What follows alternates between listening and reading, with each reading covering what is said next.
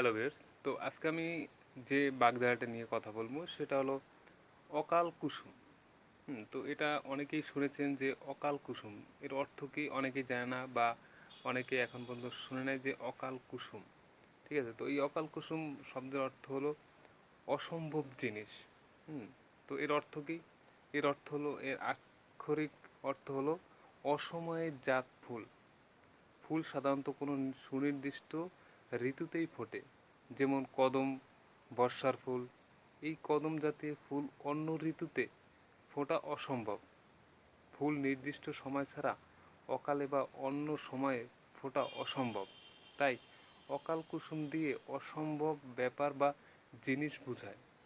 তো নিজে জানুন এবং অন্যকেও জানতে সাহায্য করুন। অবশ্যই ভিডিওটি শেয়ার করবেন, এবং যারা সরকারের যারা চাকরিতে অ্যাপ্লাই করেছেন তো তাদের এই সমস্ত বাগধারা, আপনার বাংলা ব্যাকরণের যে টুকিটাকি যে এগুলো আসবে অবশ্যই, যারা রিটেন পরীক্ষা দেবেন তো অবশ্যই এগুলো সংগ্রহে রাখুন।